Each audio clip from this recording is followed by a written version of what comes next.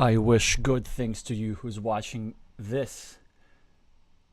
I am Alexey, and we are jumping right into the middle of the action of the most important Carcassonne event of the week. Carcassonne Champions League semifinals. Vladimir Chendev with the screen name 71st against Vivien Chalot with the screen name Viv. As you see, both players with high ratings, close to master level. They have, of course, both past master level. The game has started, and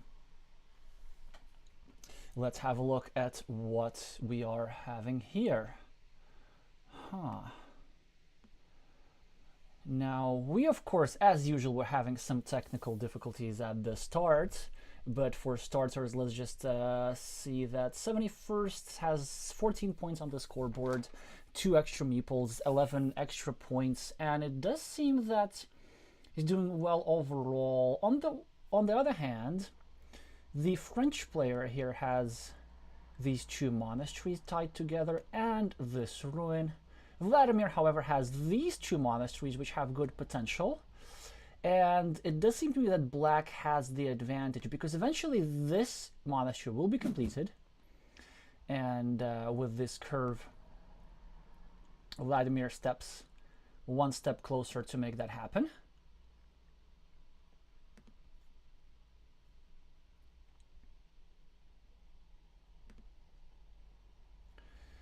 So I see, hi Pavlo, hi Elias, I see that y'all already in the chat. Do let me know how the sound is going whilst I try to figure out how exactly do we do that. I find it quite hard to navigate different sizes because my mouse just broke and I am on touchpad. So if anybody knows how exactly do I move around, how to make this thing bigger or smaller without the mouse, that would be very much appreciated. Anyway, I'm getting distracted too much. Just came back from work, a lot of things on my mind. Hopefully you all can forgive me for that. Back to the action. 9 points on the scoreboard for the French player, 18 for 71st, and it does seem that he's about to drop a farmer because there's a 9-point field in the center.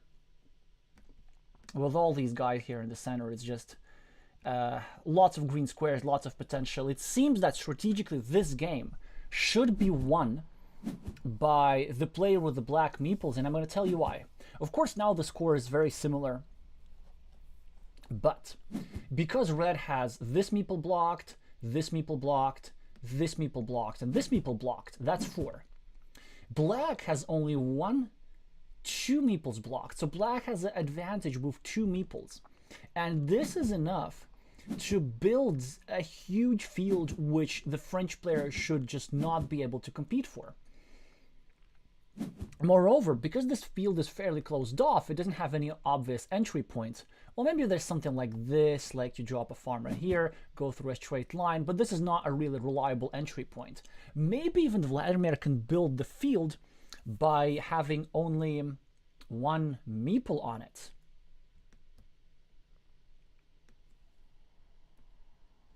Ah, there we go. Okay, that was... I haven't used my touchpad in such a long time that this feels fairly new.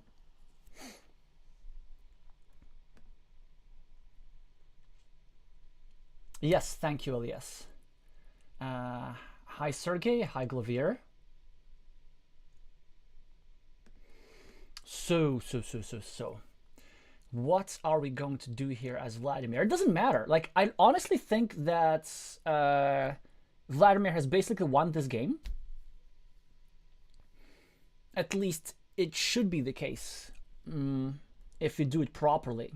So the divider will probably go here just to add more castles to the field, then maybe a couple of city caps here. That will make sure that the field will turn from a 9-point field to a 15-point field. And I don't know exactly what the French player can do about this. Oh, that's an interesting idea. So Vladimir decides to not only drop the city cap, but also meeple one of the city caps. I'm not a fan of that, to be honest. There's no, like, when you have a divider in hand and you're playing with one meeple, there's no reason really to meeple one of the city caps, because if you leave both of them open, you have like an 80% chance of scoring at least one of these city caps. And the worst thing that can happen, is that your opponent draws back-to-back city caps, scores both of them, and scores 8 points. But then if that happens, you're going to be getting 6 points compensation from your farmer. So even that is not such a bad situation. But the problem with Vladimir's move here that I see is that 1, 2, 3, 4. So there are 4 crossroads remaining, and also a couple of other quick point scoring tiles, such as the triple city with a road. There are actually 6 point scoring tiles, and Vladimir is missing out of them. So if he draws any one of these tiles, he'll be forced to make a 0-point move, maybe finishing a shared road, as opposed to a 4-point move over here, or maybe like a 2-point move over here. Exactly! What did I tell you? What did I tell you? So this tile goes perfectly here to unify the cities, but Vladimir is losing these 3 points. And in the meantime, Vivien is making this place vulnerable. So if the French player has a chance in this game, this will be to capitalize on mistakes like this, because we need not forget that blocked meeples also score points. And this construction over here is worth like 12 points, I think.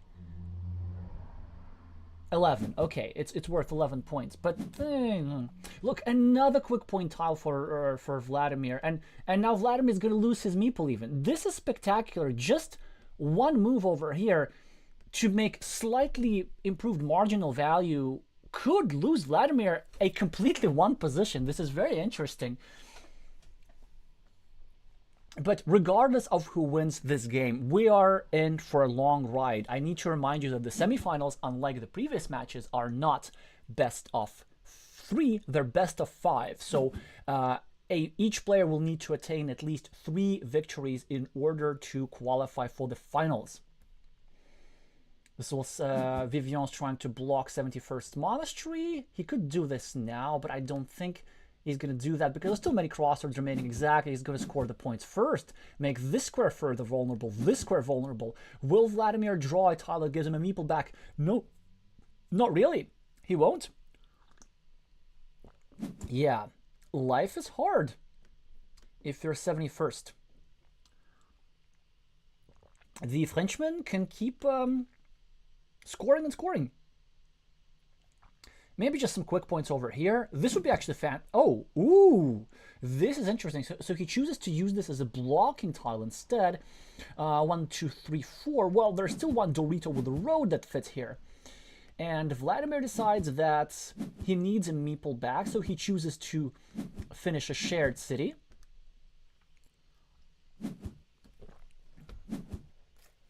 Well, finally he gets some quick points.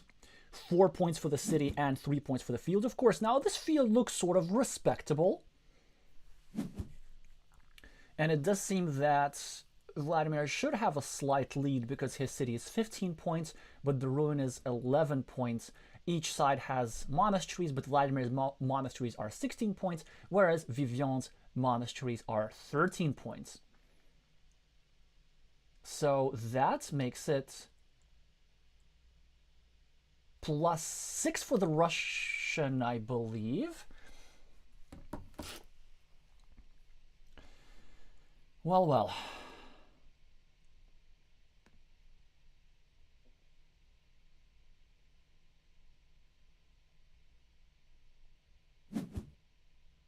Oh, am I not drawing? Can you not see the drawings? This is interesting. Let me check that. Yep. Ah, yeah. I should have noticed earlier. So I've been drawing on the screen all along, like all the time. Yeah, there we are. Ah, yeah. Well, that's just what life is like. Finally, I turned back on the drawings, so it should be all right now.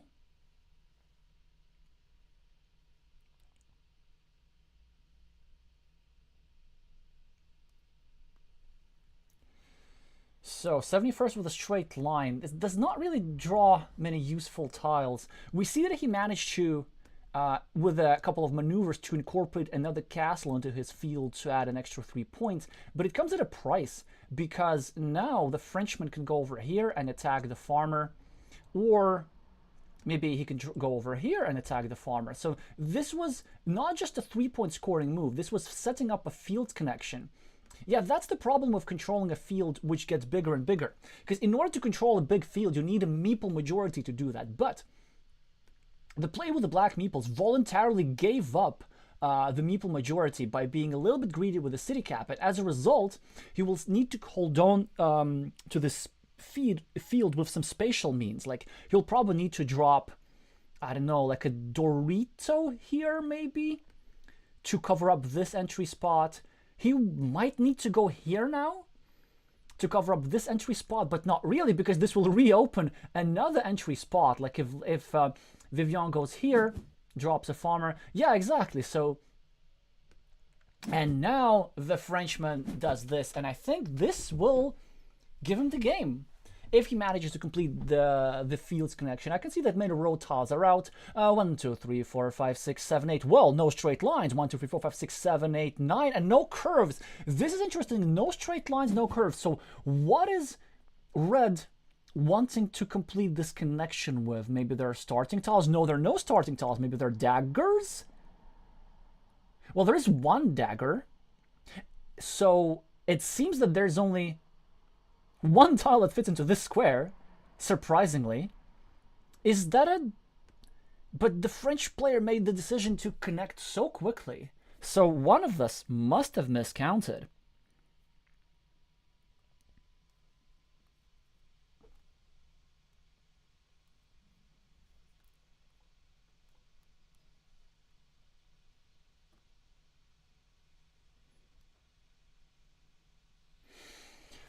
Well, let's see what red does with this crossroads.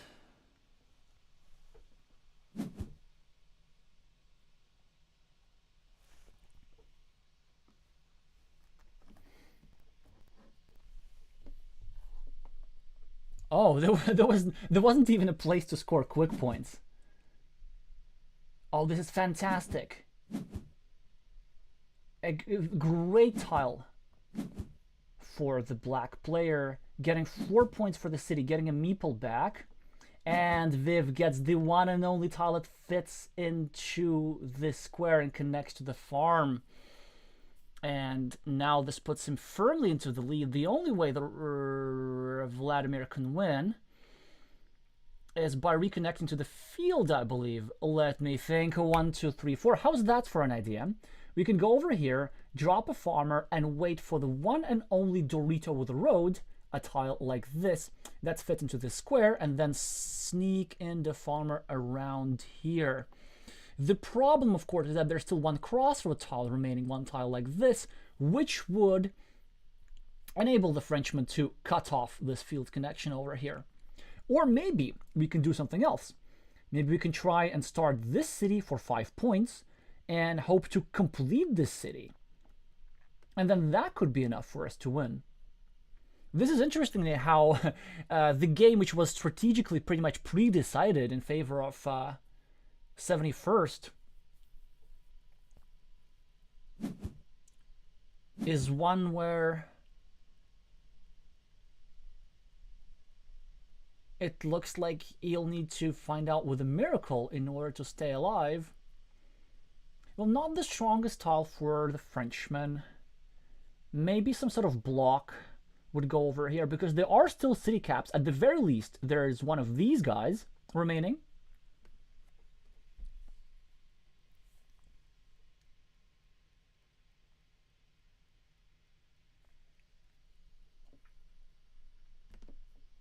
Yes, the reason why Vladimir didn't drop a farmer over here, even though it's juicy 6-point field, he wanted to preserve the meeple for later and instead took these 4 points for the city. So an investment of an entire meeple for only extra 2 points was not worth it. And it would be usually very nice to drop a farmer here with the prospect of drawing a curve and connecting the farmer into the main field like this. The reason why this doesn't work is because there are no regular curves remaining. 1, 2, 3, 4, 5, 6. Wait a second. Yeah, 7, 8, 9. So that's what it is. Now, yeah, I expected that Vivien is going to attack this city hard. Well, Vladimir, by the way, would have drawn the thing. Of course, doesn't mean that this move was optimal, but the idea was still there. And he can do a variety of things. He just needs to calculate what will make him win. So he can just go here, and this will give him 4 extra points by prolonging this city piece. And this is exactly what he does. Maybe he counted that he's going to have enough to win without the field. I'm not sure that's the case at all, but we might speculate on that. The idea to finish this city will not going to work because there's no tile that fits into this square. Well, this is interesting. Yeah, it looks very threatening if we just take this tile over here, but it's not going to work.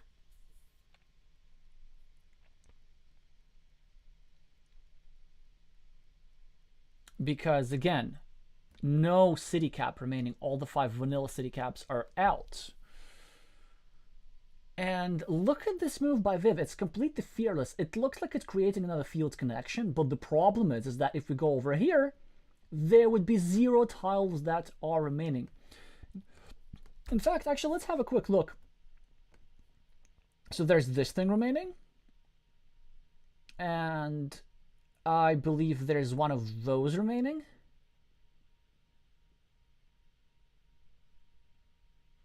And maybe one of the big tiles, 1, 2, 3, 4, 5, 6, 7. Yeah, one of the big tiles is remaining. A triple city with a road. Oh, that's beautiful. So basically Viv's idea was to indirectly prolong this castle over here. Yeah, tough life if you're Vladimir.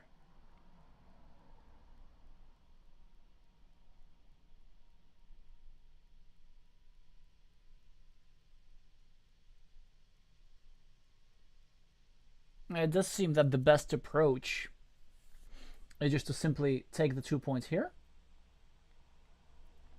and then hope that your opponent draws the parallel city caps, and then you try and take the 6-point field as your last play. I don't think it's going to be quite just enough, but it's got to be close because very recently, these 2 cities, yeah, they've merged together and they almost match this ruin. This is very interesting. Oh, but this is the tile that will definitely give the Frenchman the victory. And you know why? Because he can score quick points and get a meeple back. I think for Vladimir, the best possible outcome for Vladimir would be if Viv were to draw these parallel city caps, then he would be not able to score points in a way that gives him a meeple back. But now he is. I think the move for him is to score 4 points over here, which would also block off the access to the field for either of the players. Yeah, and then just be okay with that. So then we presume that Vladimir draws this, and then Viv scores 4 points for the from the city. Yeah. Well, okay, so he chooses to draw differently. I think it's actually a slight imprecision. I'll tell you why. Yeah, of course, I can tell you why. Because if 71st were to draw this, he would be able to score this 6-point field. So this imprecision could have cost the Frenchman, well, 1 point. Yeah, so there's now only one good move for 71st. This is to go over here and meeple this city, because Vivien will go here and take this field, and so it will force the Frenchman to continue Black City, just to try to be precise at the end, but it shouldn't matter for the outcome. The French player has it by a few points. Yes, exactly, that's a great idea. You see now Viv should go over here and score for the field. An alternative, of course, is to go over here and score for a 5-point road. It's still a net 5-point move. But yeah, the last gamble of the French player cost him a couple of points. So had the tiles been reversed, then 71st would have gone here, and Viv would have... So I think it was a 4-point mistake by Vivien here. If the tiles were reversed, the Russian would have had 4 more points. I don't think this would have mattered. Well, actually, it totally would have mattered. 2 points is the difference, and the final tile is the one that decided.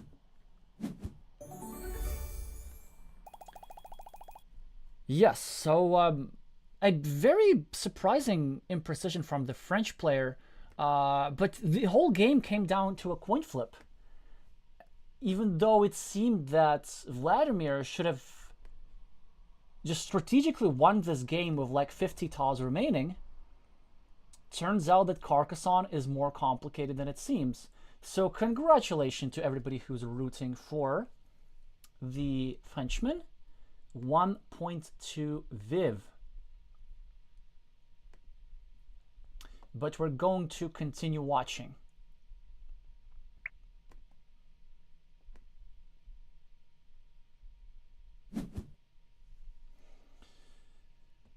So here, Vladimir was the starting player, is already prolonging the city.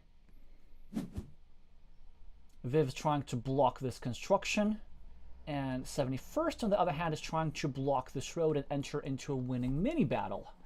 The city, with 3 points so far, has great growth potential, could become a huge ruin. Or there's some scenarios how the Russian can draw a couple of city caps and finish this city. Yeah, 71st now starting a new road, also putting some pressure on this square. Vivien finishes a small city, is the first to go on the scoreboard. 71st, what he's gonna do, I think maybe either go here, or what I would have done is go here and start a new city. There's some reasons for this. Actually, I genuinely think this is an imprecision here by Vladimir. The reason why I think that is because this city is about to get blocked, so there isn't really a good reason to make 1 point moves and just expand this ruin.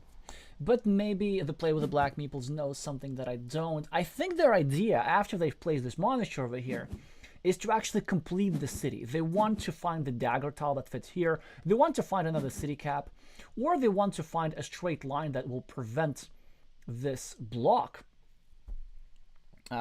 So they want to do something.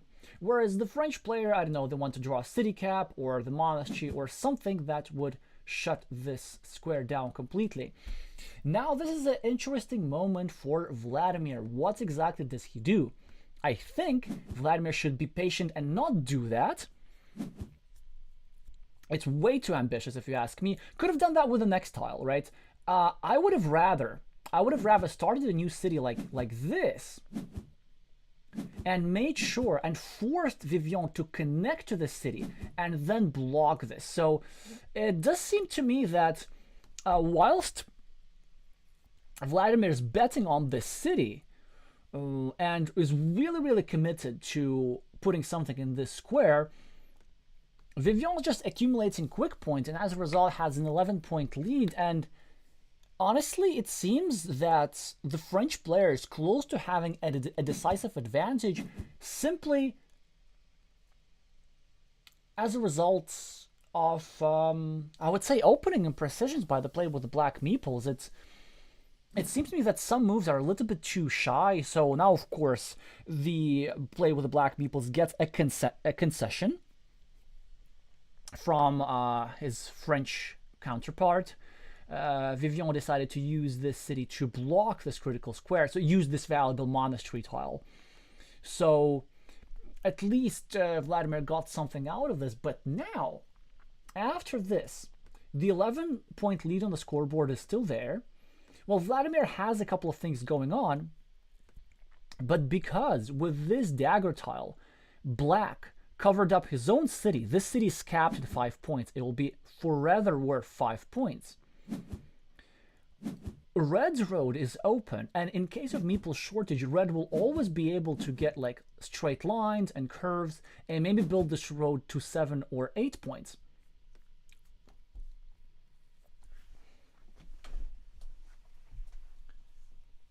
So essentially, the initial goal was to enter a mini battle with this guy, but now the roads are reversed. Now this road meeple has better prospects than this city meeple that is already doomed, which is why I think what Vladimir might do here, well, 2 points certainly makes the most sense, but I honestly thought that he would have gone here and added a point to the Red's road just to make sure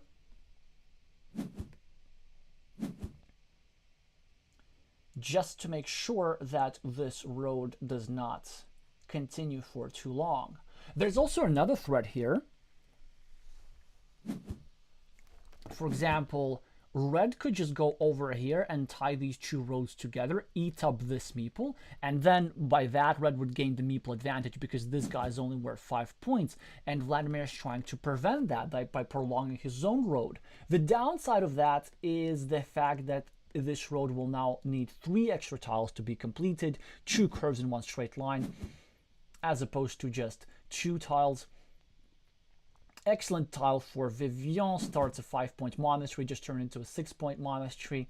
Vladimir wants to continue his loop.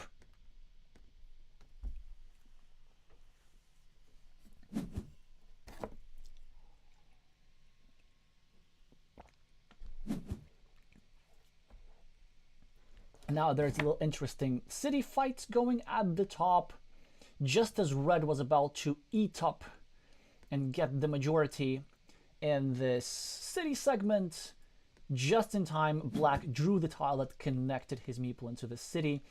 Now the city is most likely to be shared. However, it is still not impossible for the Frenchman to place something over here and curve all the way around. So there's one tile, maybe like the big extender, the triple city with a piece of land that goes into the here, maybe a couple of Doritos, but this ain't gonna happen. This is what the play with the black meeples is saying. He's just simply trying to get a Dorito, a triple city, and eat up everything over here, gain a majority, a 3 versus 2 majority in this city.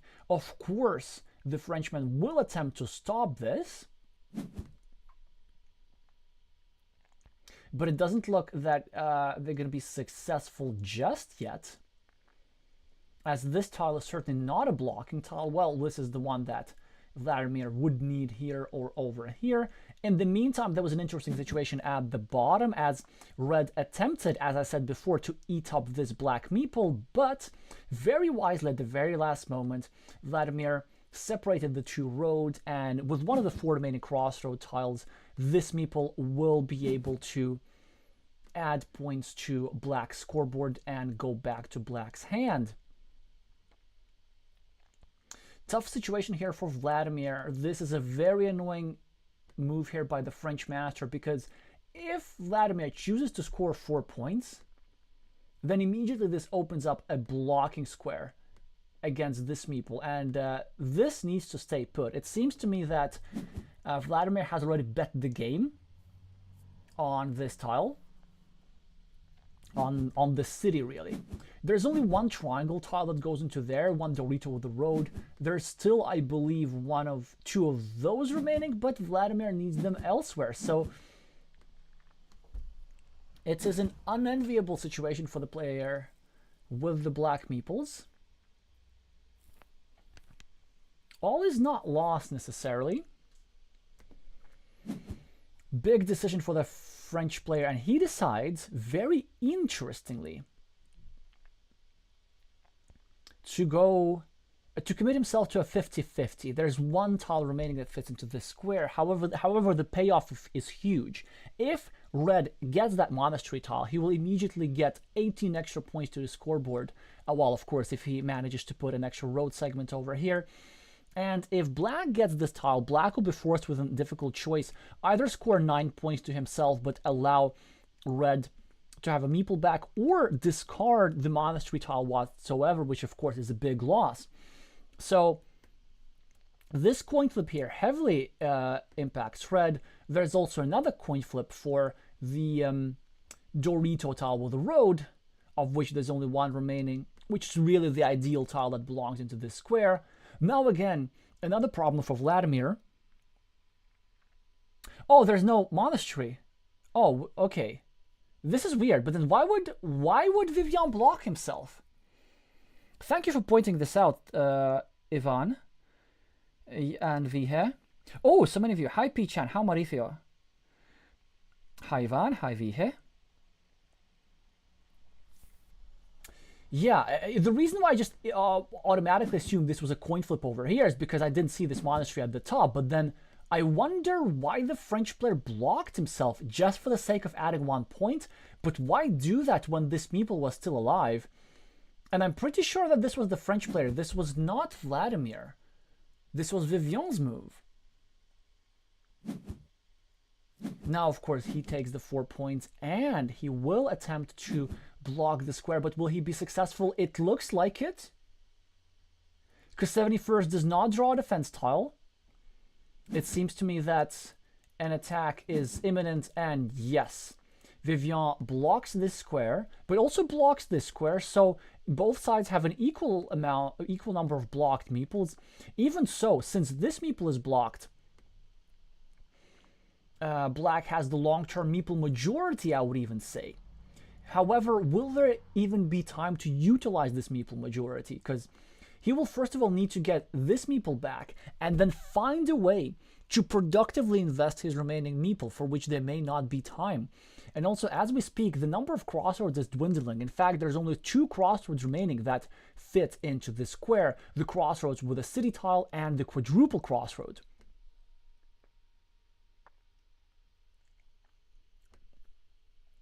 So I think if I were Vladimir, I would go for the content move. It's time. Don't be afraid. Go over here and try to overtake this city. Because it's actually not that easy to block. And it creates a serious threat. And if you attack the city over here, as the play with the black meeples, red will need to occupy... Yes, exactly. He goes for it. Yes, yes, yes, yes, yes. So he wants to distract red from this spot. And maybe if Vivien now goes here, probably with a meeple even,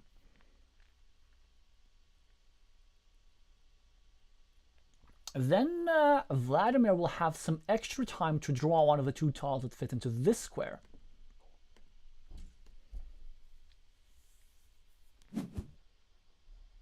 He chooses to not invest a meeple just yet, and I can understand that there's only 2 tiles that fit into this square.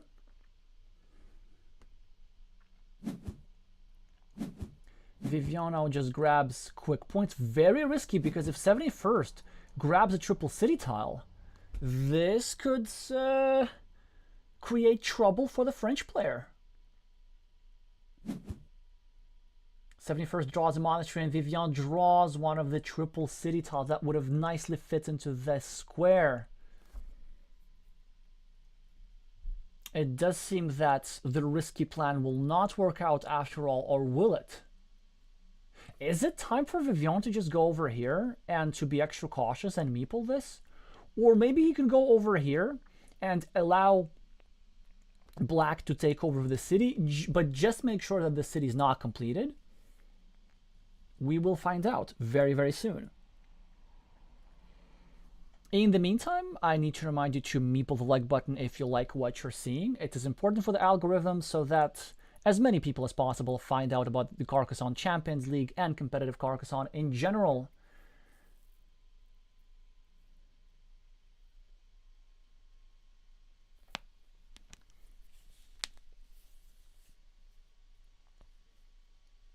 Well, red is deliberating here.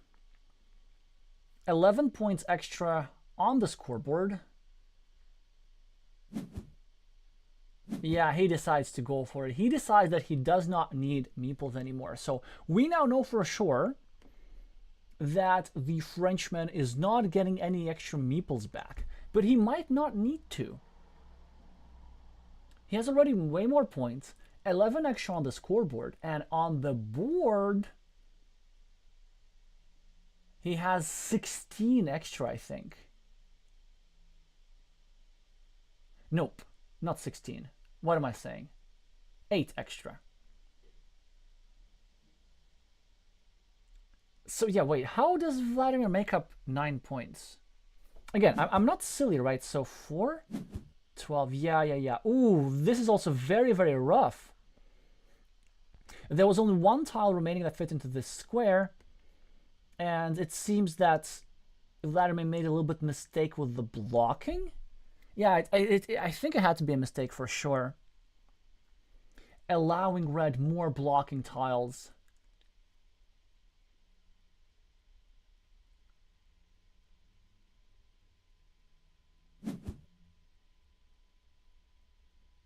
Than there really should be.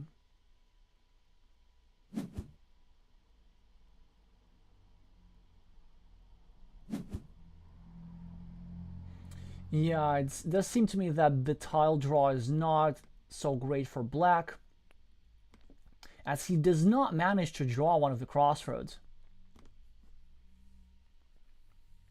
Hi, Vladimir.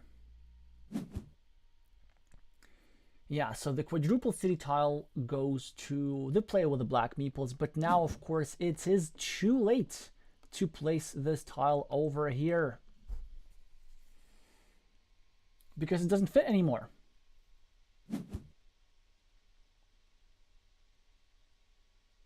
Yeah.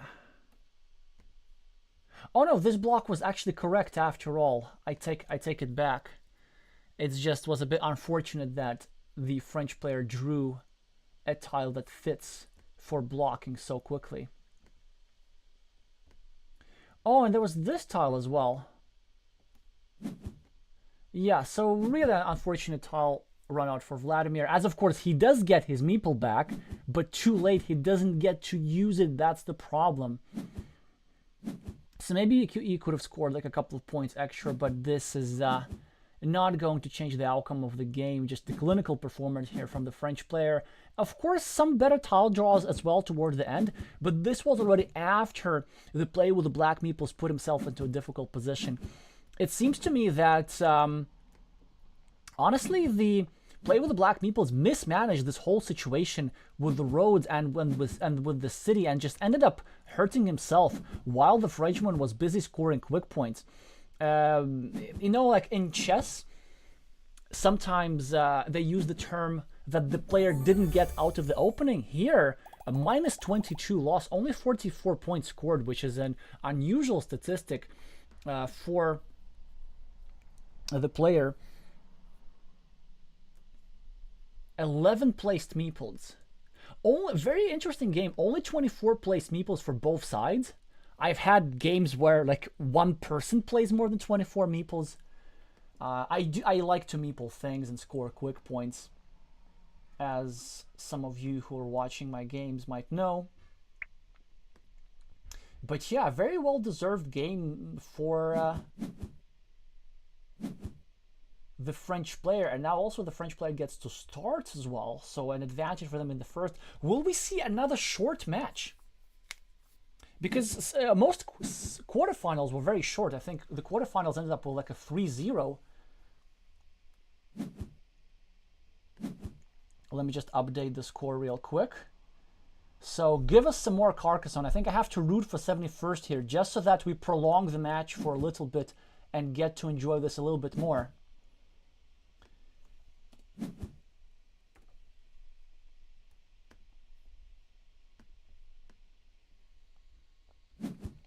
Hi, Eduard. Well, it certainly looks like a better situation here for Vladimir. Each side has a city cap, so that's the same. And Vivien has a city, which is hard to finish. And 71st has a long road, which is easier to finish. And just as this road was threatened,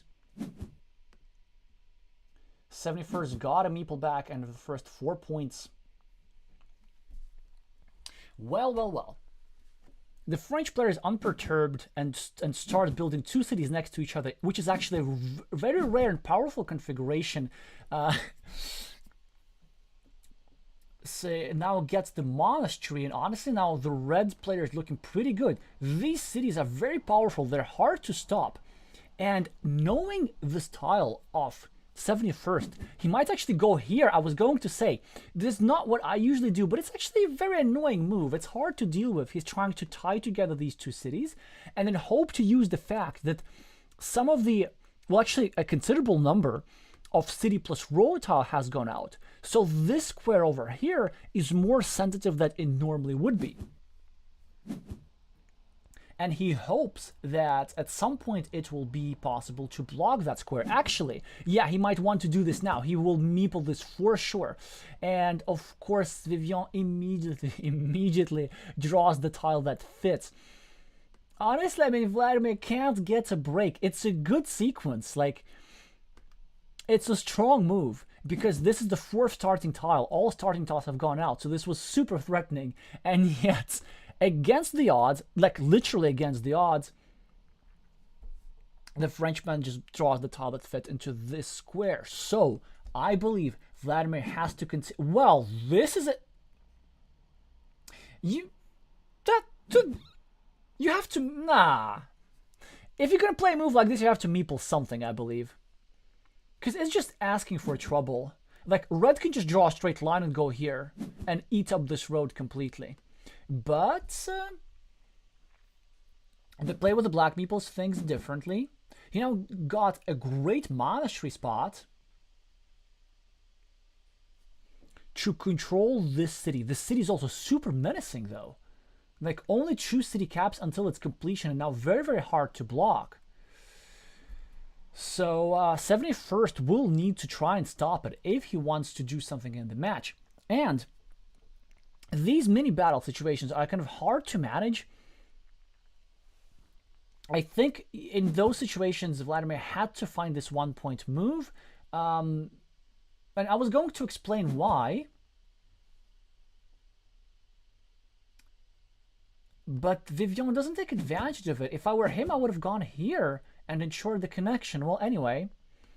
Actually, no. It's very interesting. It's a bit more subtle than that. I'm not going to be too quick to criticize. So, certainly interesting decision by the Frenchman to try and block this square. But I wonder why it is such a priority when this city is of such strategic significance. Like, you could be just scoring quick points and adding stuff to this castle.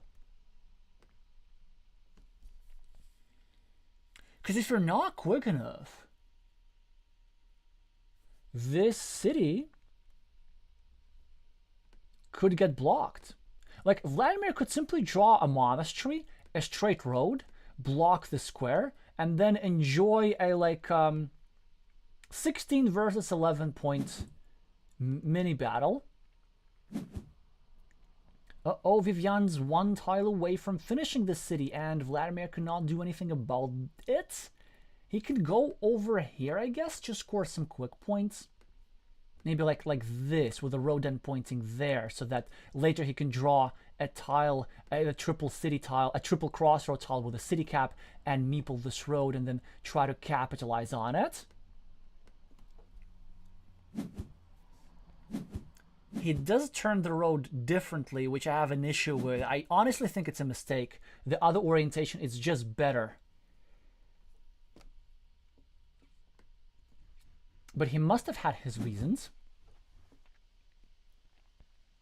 Okay, so a huge threat of finishing this city. I think there's only one correct move. We have to try and get some compensation and at the same time perturb the square a little bit if you're black, because look at all these shielded tiles. How many points they're going to give red when the city is completed? The answer is a boatload. And very interestingly, instead he chooses to take 4 points first. Very, very interesting.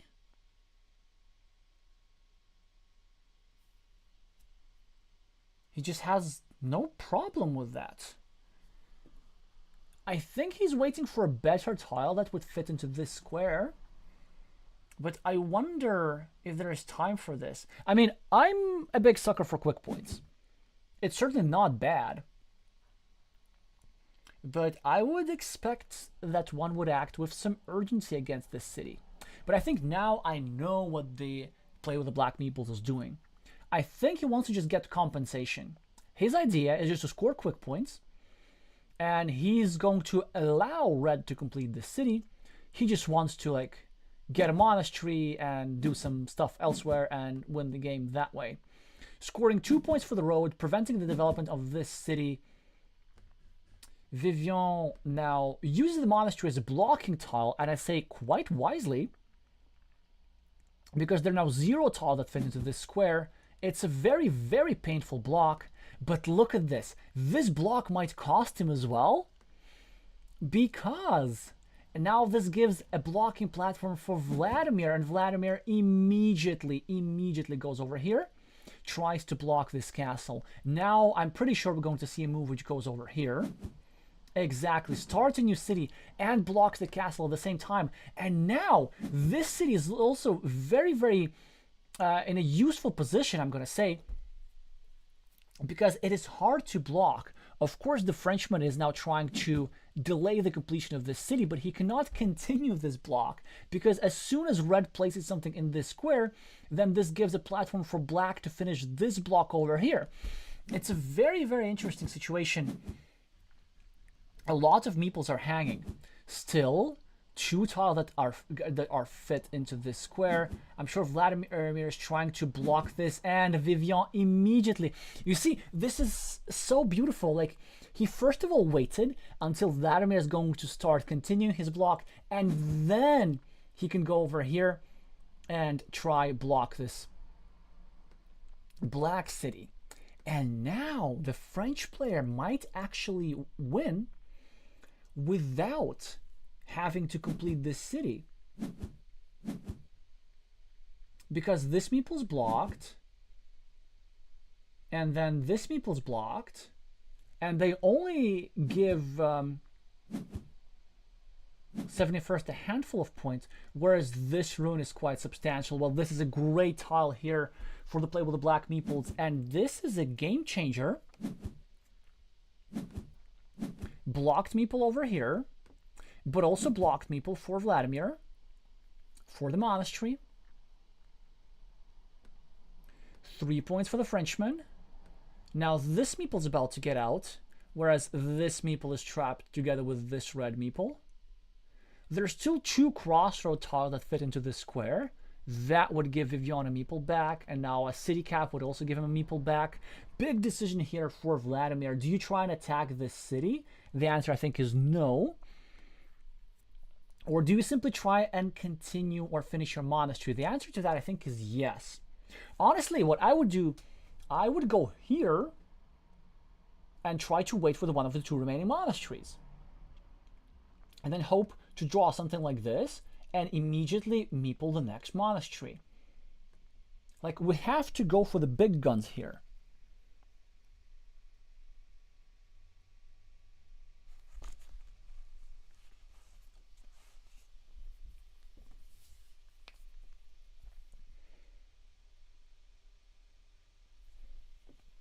An alternative move normally would be to go over here with a city cap like this, but the problem with that move is that there are too few tiles that would fit into this square remaining.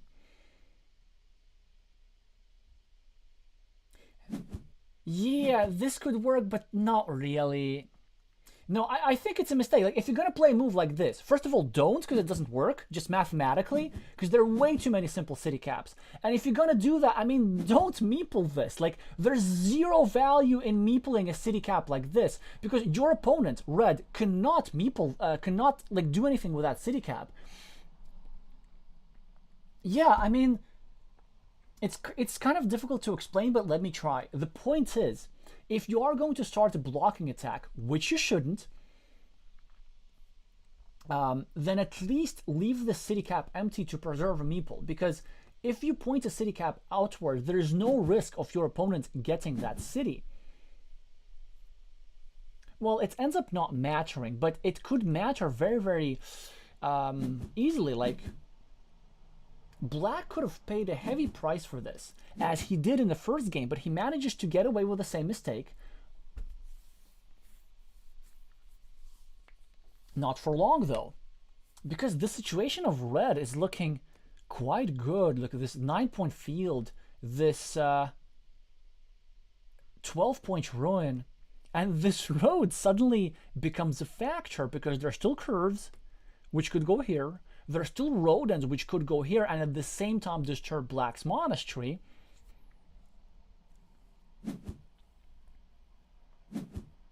Yes, I knew that this was going to happen. Look at this, just so clinical. Red is going to get this meeple back in an unlikely fashion with an 8-point road. And all that Black can do is watch. Now, another problem, I will be critical about this move quite a bit. It was actually important to place it over here to create this threat, because, well, if Black were to draw this monastery, Black wouldn't really be able to go here, because this would force Black to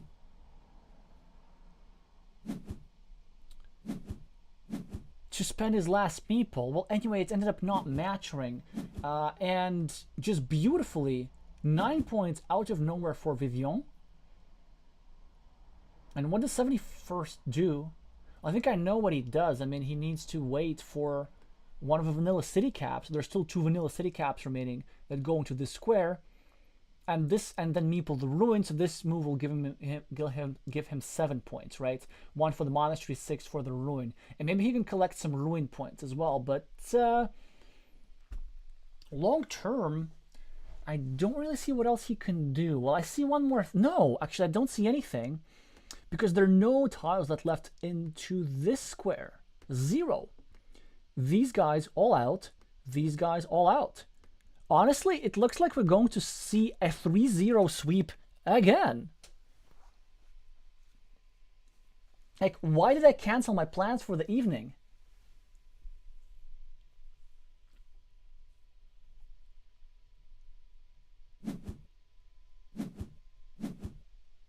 Well, at least after, well, of course, 2 points is what Vladimir can do, but maybe nothing more than that.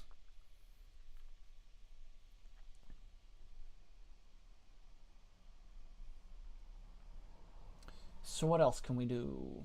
Oh yeah, well, at least after the stream, stick around. I'm going to show you a little update on the prediction game that you are playing. I will remind, of course, that I'm giving away a copy of the board game Carvey to whoever best predicts the top 4 finishers of the championship. Vladimir is still fighting. Gotta respect that. Oh no, that's not Vladimir. Ooh, that move. This is interesting. Red sort of blocked his farm himself. But that's not really a block. This is brilliant. There are 2 tiles that fit into this square. So he's setting up a 7-point move. Oh, it's so beautiful. If Red draws the dagger, he goes over here, scores 4 points for the city, 3 points for the field, and at the same time makes this field virtually impenetrable. There's still 1 field connection opportunity that goes for here, but it's quite difficult to get into the field. Yes, exactly. And so Vladimir decides to take the ruin preemptively. Vladimir proceeds, Vivien proceeds with his plan. Such a beautiful combo here. 71st, well, now needs to keep building up his ruin, but this gives a 3-point opportunity for Vivien, taking 3-point road, and now a city cap. Urgently, Vladimir needs to draw a city cap that will enable him to get a meeple back so that at least he can score something. But with that tile, which is decisively not a city cap, I think this is going to be it. Because what needed to happen, Black needed to draw the city cap right now to get a meeple back and then hope to attack the field from here, but ain't gonna work. Vivien scores yet another 4 points for the city. Now finally Vladimir gets a city cap, which gives him a meeple back. Shouldn't be enough. Vivien Chalot with a triangle. Will he meeple a field? Will he meeple a city? 3 points regardless, either for this little field over here or for this little city piece over here.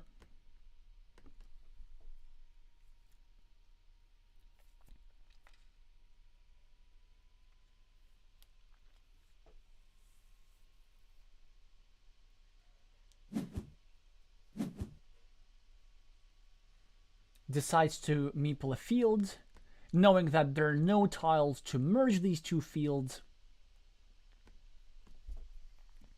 Yeah, so that is something else. The point difference is actually not that great. Anyway, who am I kidding? It is like 15 points, I think. I'm not counting, I'm just guesstimating.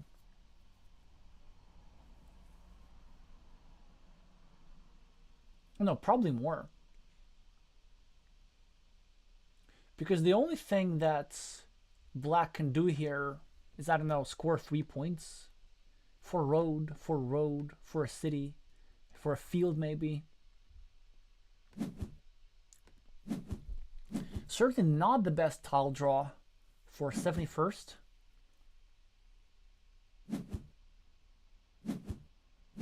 A city cap for Vivien, 3 more field points.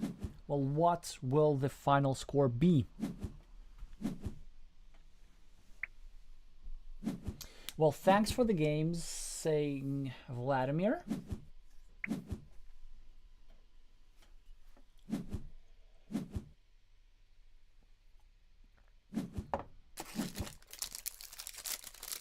I can now grab a snack with relief.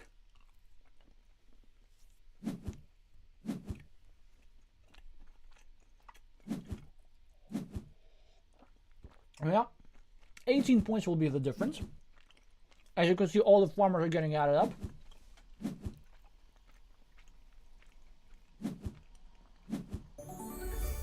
Oh, 16, sorry, but this doesn't change the situation. Congratulations to the French player. Whoever wins the finals tomorrow, the semifinals tomorrow, will have a tough time against Vivien for sure. They're in great shape. And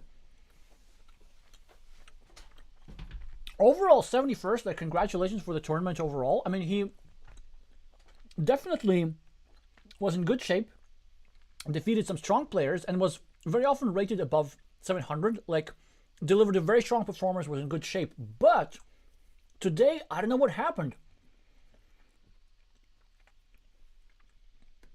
It was like a battle between two players of completely different levels.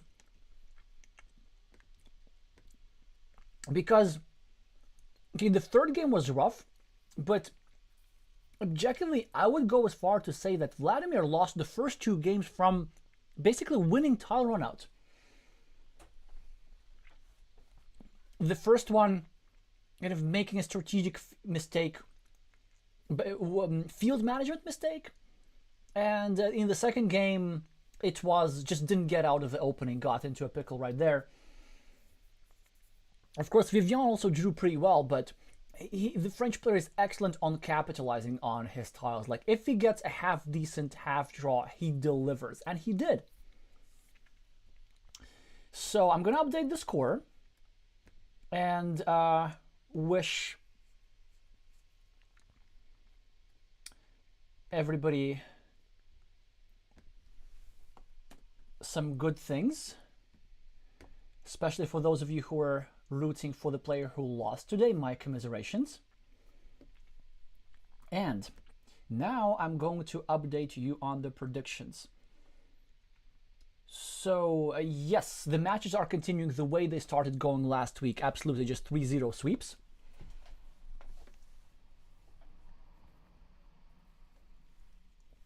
Move HC7 with the cathedral.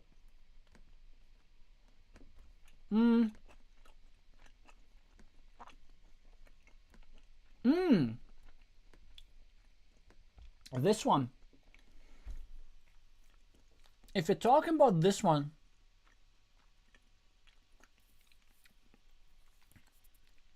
I think I need to disagree. It was a very good monastery placement by Vladimir just to get compensation for this. Actually, on the other hand, now that I think about this, if you were to place this monastery here, that's stacking. That would have been quite useful, yeah. I think he could have done that as well on the left. But anyway, this is not a deal breaker really. The last game was actually quite tough for the play with the Black Meeples. It was mostly the first two games which seemed winnable, and like again, somebody like Viv, you just cannot slip up. Well, anyway, let me show you something here. So this is the list of everybody of you who 25 of you, so that's very nice participation. Let me actually make this a little bit smaller. Yeah. Actually, no. Change my mind. Wait a second. So, 25 of you predicted who is going to win the championship, and by the way, here you can double check if your predictions are correct. Of course, I only count those predictions that came in before the start of the first quarterfinals, I believe. Yeah. So, just a reminder how this works. Whoever gonna pick the champion. Now, of course, 3 players in contention. This is Viv, someone you know, and yours truly. Whoever picks the champion wins. Then whoever, if more than one of you predict the champion correctly, then whoever predicted the second place wins, and so on and so on. But this is an interesting situation because Viv is going to be playing in the finals. Many of you predicted that Viv is going to be in the top 4, actually 15 of you, so most of you thought that Vivien is going to be in the top 4, but nobody predicted that Viv would be the champion. So if Viv does become the champion, then whoever placed Viv as the second place finisher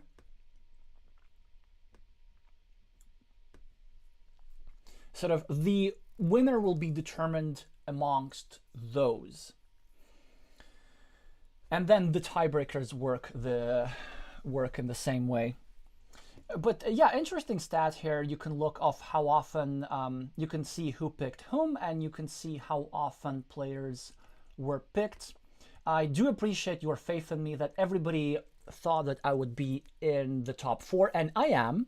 I will be playing in the semifinals tomorrow, so I have at least a top 4 finish spot guaranteed. I will be still trying to go for first. I feel like it's fully possible. And then my opponent tomorrow is someone you know. 18 of you picked him for top 4. And 9 of you thought that I was going to become the champion. Again, super flattered. And 8 of you bet on someone you know. So one of us will be playing in the finals. So one of you is possibly correct. Against Vivien Chalot, again, nobody of you believed in him. So maybe you're giving him extra motivation to prove y'all wrong.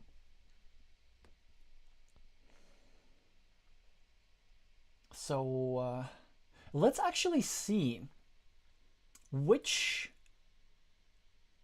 Oh, so it's a bit unfortunate that nobody will be able to predict the exact top 4. Well, actually, nobody predicted that 71st would be, well, other than 71st himself, I think nobody predicted that 71st would even be in the top 4. So I don't know why you did not believe in him.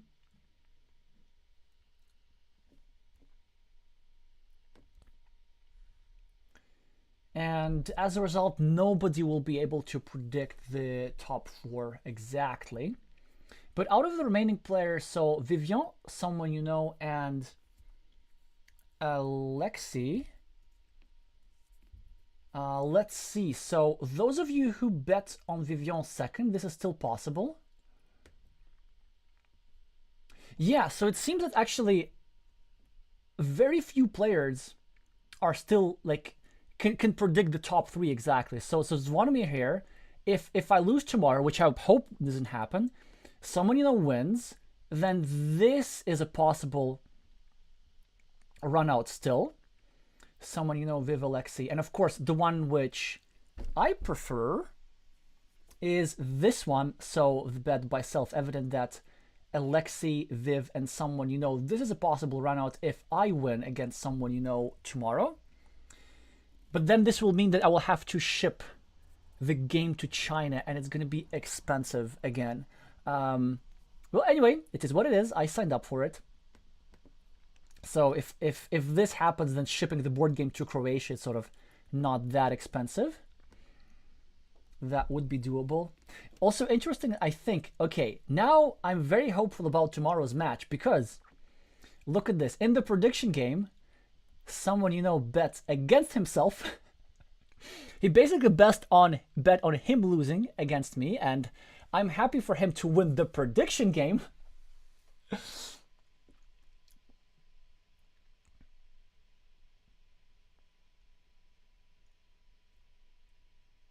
As long as as long as I win the actual game. So anyway, feel free to just go to Carcassonne.gg to explore these stats.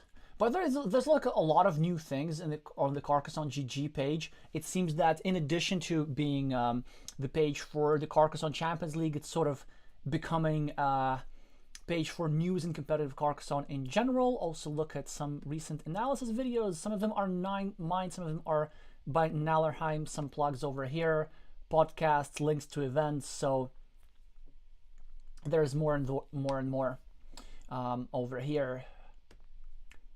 Anyway, I'm just trying to fill the extra time because this stream ended so early, so unbelievable early. So the last thing I'm going to say is that remember that tomorrow at 1400 UTC, that's 2 p.m. London time, I'll be playing the semifinals against someone and you can view that stream on a different platform. The commentators are going to be Vamos, Cosmos Gaming, and Otto Ikonen, aka Nallerheim. So at the very least, I'm going to try and make it interesting. But that's it, and there's some surprises awaiting in the weekend from me content-wise, I would hope. That's it. Thank you so much for watching, and I'm gonna see you soon.